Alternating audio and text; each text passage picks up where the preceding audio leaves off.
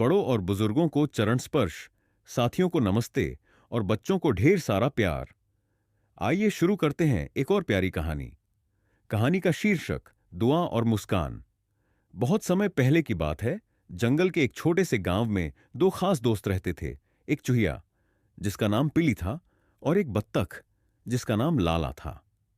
दोनों के बीच गहरी दोस्ती थी और वे हमेशा एक दूसरे की मदद करते थे।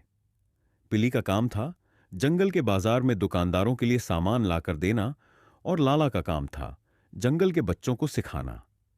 एक दिन जब पिली जंगल के बाजार में अपनी सवारी से सामान लेकर जा रही थी, अचानक रास्ते में एक बहुत ही भारी पेड़ गिर गया। पिली घबराई हुई खड़ी थी क्योंकि उसे पता था कि उसे काफी दूर जाना है और अब उसका रास्ता बंद हो चुका था। पिली को समझ में नहीं आ रहा था कि अब क्या करे। तभी लाला उधर से उड़ी और पिली को देखकर रुक गई। क्या हुआ पिली? लाला ने चिंतित होकर पूछा। लाला, यह पेड़ गिर गया है और अब मुझे बाजार जाना है, लेकिन रास्ता बंद हो गया है। मुझे बहुत जरूरी सामान लाना है, पिली ने कहा। लाला ने सोचा और फिर बोला, चलो हम मिलकर इसे हटाते हैं। लाला ने अपनी चोंच से धीरे धीरे पेड़ के छोटे छोटे टुकड़े करने शुरू किए, जबकि पिली अपनी छोटी सी पीठ पर डंडी लेकर पेड़ के बड़े हिस्से को खिसकाने की कोशिश करने लगी।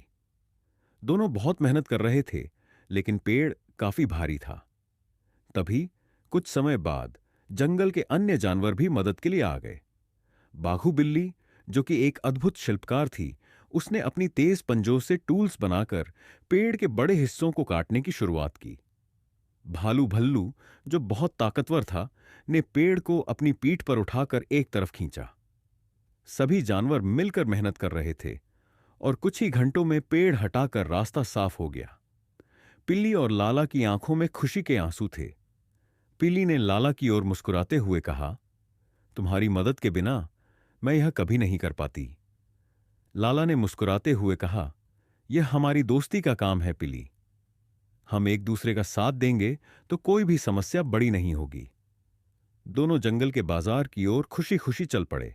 रास्ते में पिल्ली ने लाला से कहा, तुम सचमुच मेरी सबसे बड़ी मदद हो, लाला।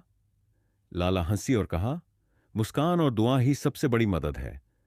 कभी किसी को मुस्कान देने से बड़ा कोई काम नहीं होता। और इस तरह पिली और लाला ने जंगल में एक उदाहरण पेश किया कि अगर हम एक दूसरे की मदद करें और मुस्कान बांटें, तो किसी भी मुश्किल का सामना करना आसान हो जाता है।